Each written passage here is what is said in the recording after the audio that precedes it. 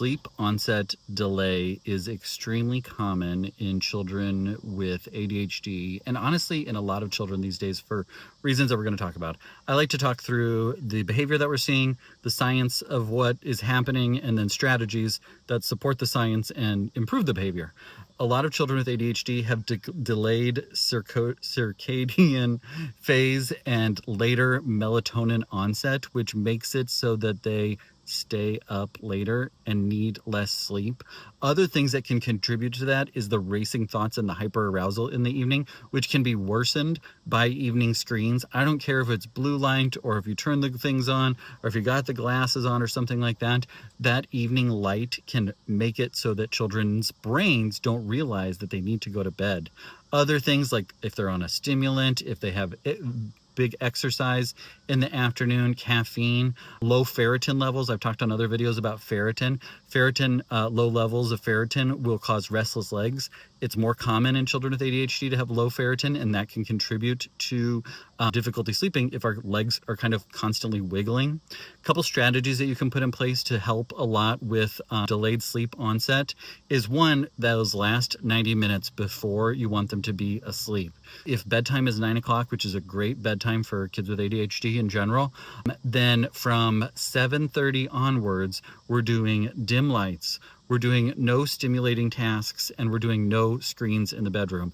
This is challenging, but it is important if we want them to get good sleep so that they can function at their best during the day and do their best.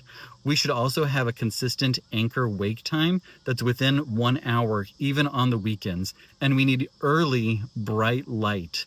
So it's not we wake up and we just waffle around for a while. We need to get sunlight or some bright light early in the morning so that our brain starts to recognize it's morning. So here's how many hours before it's dark again, and we know that sort of thing. Other things that can help is having a wind down ritual. I don't like to make these overly complicated. If you've got 3 steps, then that's plenty to start a ritual of this is what it looks like. It might be showering, it might be reading together, and it might be lights out. It might be showering, reading, saying our prayers, lights out, something along those lines. And you can also incorporate some calm sensory inputs, like some white noise or a weighted blanket or something like that, that helps our body to recognize and remember that it is time to go to sleep.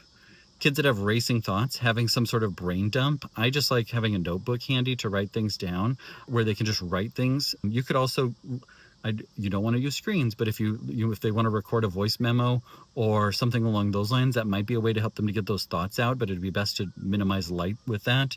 And then early exercise earlier in the day can really help with making sure that they're burning their energy without it having them be more aroused right before bedtime. We don't want them to be exercising and then jump into bed because it takes a long time for their brains and their bodies to calm down. Now, other things that can make a difference, especially if your child is on ADHD medications, is really talking with your clinician about timing of medications, because we might need to move up or might need to adjust the timing so that it's wearing off long before bedtime, because the stimulants act similar to caffeine in that it makes it really hard to fall asleep when you're on it. Other things to look into would be sleep, things like snoring or allergies that can contribute to poor sleep, restless leg, iron status, magnesium, all those sorts of things can make a difference when it comes to delayed sleep onset that really has an impact on children with ADHD.